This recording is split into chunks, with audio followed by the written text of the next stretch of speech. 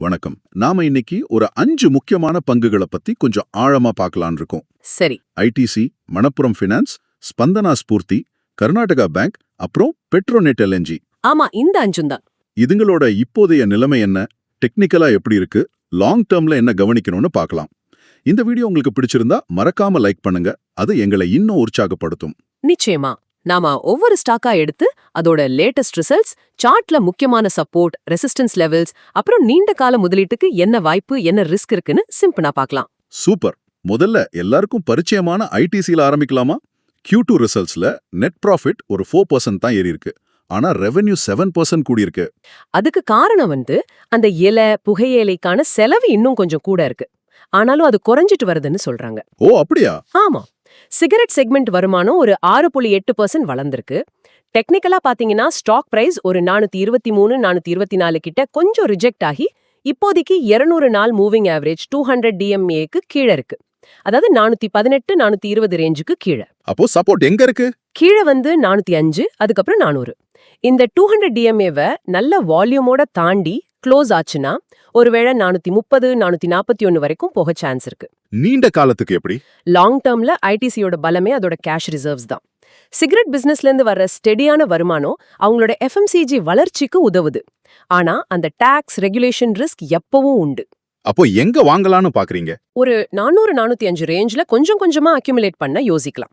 Weekly close 425 ரூபாய்க்கு மேல போச்சுன்னா இன்னும் கொஞ்சம் ஆட் பண்ணலாம். ஆனா பொறுமையா இருக்கணும். பார்வை பாசிட்டிவ் தான். ஓகே. அடுத்து மணப்புரம் ஃபைனான்ஸ். கோல்டு லோன் நல்லா பண்ணுது. ஆனா அந்த அசீர்வாட் MFI ப்ரொவிஷன்ஸ்னால லாபம் குறைஞ்சிருக்குன்னு சொல்றாங்களே. ஆமா, அது உண்மைதான். Q1ல அந்த ப்ரொவிஷன்ஸ் கொஞ்சம் பாதிச்சுது. ஆனா கோல்டு லோன் பிரிவு ரொம்ப ஸ்ட்ராங்கா இருக்கு. Q2 ரிசல்ட்ஸ்ல கூட வருவாய், லாபம் கொஞ்சம் குறைஞ்சிருக்கு. அந்த பெயின் கேபிட்டல் டீல் பத்தி? அது நிர்வாகத்துக்கு ஒரு நல்ல விஷயம், பாசிட்டிவ் சிக்னல் தான். டெக்னிக்கலா ஸ்டாக் இப்போ 200 DMAக்கு மேல, அதாவது 251 ரூபாய்க்கு மேல நல்ல அப் ட்ரெண்ட்ல தான் இருக்கு. ஆனா சமீபத்துல கொஞ்சம் இறங்குச்சு. ஆமா, 50 DMA கிட்ட 266 ரூபாயில சப்போர்ட் எடுத்திருக்கு. அடுத்த ரெசிஸ்டன்ஸ் பாத்தீங்கன்னா 285 ரூபாய். அதை தாண்டினா 300 ரூபாய், 305 ரூபாய் வரைக்கும் போகலாம். முக்கிய சப்போர்ட் 250, 255ல இருக்கு. கோல்டு லோன் பலம் அந்த MFI பிரஷருங்களை பேலன்ஸ் பண்ணுன்னு எதிர்பார்க்கலாம். ஸ்பான்சர் சப்போர்ட்டோ ஹெல்ப் பண்ணும். 255 to 270 ரேஞ்ச்ல கொஞ்சம் கொஞ்சமா வாங்கலாம். ஆனா ஷார்ட் டேர்ம்ல வாலடைலிட்டி இருக்கும். வீக்லி பேசிஸ்ல 248க்கு கீழே போனா ரிஸ்க். பார்வை சாதகமா தான் இருக்கு. சரி. அடுத்தது ஸ்பந்தனா ஸ்பூர்த்தி. இதுல ஏதோ ஆடிட்டர் இஷ்யூ, கவர்னன்ஸ் பிரச்சனைன்னு சொல்லிங்களே. ஆமா, அதுதான் இதுல பெரிய சிக்கல்.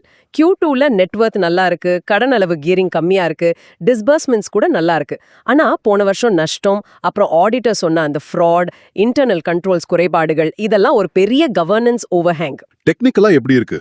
இது லாங் டேர்ம் டவுன் ட்ரெண்ட்ல இருக்கு. 200 DMAக்கு கீழே தான். 240, 255ல ஒரு பேஸ் மாதிரி ஃபார்ம் ஆயிருக்கு. ஆனா மேல 280, 300 கிட்ட பல தடவை ஃபெயில் ஆயிருக்கு. அப்போ எப்போ ட்ரெண்ட் மாறும்னு எதிர்பார்க்கலாம்?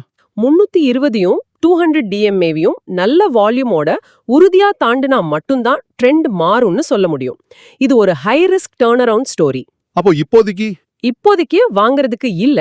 நிர்வாக பிரச்சனைகள் தீர்ந்து ஒரு 2 குவார்ட்டர் நல்லா பெர்ஃபார்ம் பண்ணி ஆடிட்டர் இஷ்யூஸ் கிளியர் ஆகி ஸ்டாக் 320க்கு மேல போற வரைக்கும் வெயிட் பண்ணலாம். வாட்ச் லிஸ்ட்ல வச்சுக்கலாம். புரியுது. அடுத்து கர்நாடகா பேங்க். இதுல சமீபத்துல வால்யூம் ஸ்பைக் அதிகமா இருந்ததா சொன்னீங்க. Q1 ப்ராஃபிட் கூட குறைஞ்சிருக்கே. ஆமா, Q1 ப்ராஃபிட் கொஞ்சம் குறைஞ்சது. GNPA, அதாவது மொத்த வாராக்கடன் 3.5%ல இருக்கு. அசெட் குவாலிட்டி ஓகே, ஆனா வளர்ச்சி கொஞ்சம் ஸ்லோ. Q2 ரிசல்ட்ஸ் வரப்போகுது. அந்த வால்யூம் ஸ்பைக்? ஆமா, அது கொஞ்சம் இன்ட்ரெஸ்டிங்கா இருக்கு. ஸ்டாக் பிரைஸ் இப்போ 200 DMAக்கு கொஞ்சம் கீழே இருக்கு. 172 to 168 ரூபீஸ்ல கீழே சப்போர்ட் இருக்கு. பிரேக் அவுட் வாய்ப்பு இருக்கா? வீக்லி க்ளோஸ் 190க்கு மேல நல்ல வால்யூமோட நடந்தா அது ஒரு பிரேக் அவுட்டா இருக்கலாம். அப்படி ஆனா 205 to 210 வரைக்கும் போகலாம். லாங் டேர்ம்ல அவங்களோட ROA 1%க்கு மேல ஸ்டேபிளா இருந்து GNPA தொடர்ந்து குறைஞ்சா ஒரு ரீரேட்டிங் நடக்கலாம். 190க்கு மேல பிரேக் அவுட் நடந்தாலோ அல்லது 170 கிட்ட கிடைச்சாலோ ரிஸ்க் கம்மியா இருக்கும்போது யோசிக்கலாம். பார்வை இப்போதைக்கு நியூட்ரல் டு பாசிட்டிவ். ஃபைனலா பெட்ரோநெட் எல்என்ஜி. ஆமா, இதுல நல்ல நியூஸ் இருக்குன்னு சொன்னீங்க இல்லையா? ஆமா, கத்தார் டீல், புது டெர்மினல். நிச்சயமா கத்தார் எனர்ஜி கூட 2028ல இருந்து 2048 வரைக்கும், அதாவது 20 வருஷத்துக்கு லாங் டேர்ம் ஒப்பந்தம் போட்டிருக்காங்க. இது பெரிய பலம். அப்புறம் ஒடிசா டெர்மினல். ஆமா, கோபால்பூர்ல புது டெர்மினல் கட்டுறாங்க, அதுவும் ஒரு பாசிட்டிவ். Q1ல த்ரூபோர்ட், தஹேஜ் பயன்பாடு எல்லாம் நல்லா இருந்துச்சு. Q2 ரிசல்ட்ஸ், இன்டரிம் டிவிடெண்ட் எல்லாம் எதிர்பார்க்கலாம். டெக்னிக்கலா எப்படி இருக்கு? இது பல மாசமா ஒரு ரேஞ்சுக்குள்ளேயே சுத்திக்கிட்டு இருக்கு. 260, 290 ரேஞ்ச் பவுண்டுன்னு சொல்லலாம். 50 DMA 281ல இருக்கு. 200 DMA 295 கிட்ட இருக்கு. அது கொஞ்சம் இறங்கி வருது. அப்போ ட்ரெண்ட் ரிவர்சல். 295க்கு மேல நல்ல வால்யூமோட க்ளோஸ் ஆனா ட்ரெண்ட் திரும்பி 310, 316 வரைக்கும் போகலாம். கீழே சப்போர்ட் 270, அப்புறம் 265. லாங் டேர்ம்க்கு. ஒப்பந்தம் அடிப்படையிலான வருமானம், நல்ல கேஷ் ஜெனரேஷன் இருக்கு. கோபால்பூர், தஹேஜ் விரிவாக்கம் எல்லாம் பாசிட்டிவ். ஆனா LNG விலை, மார்க்கெட் வாலட்டிலிட்டி, கவர்மெண்ட் பாலிசி இதெல்லாம் ரிஸ்க். எங்க வாங்கலாம்? 270 முதல் 280 ரேஞ்சில வாங்க ஆரம்பிக்கலாம். 295க்கு மேல பிரேக் அவுட் ஆனா இன்னும் கொஞ்சம் சேர்க்கலாம்.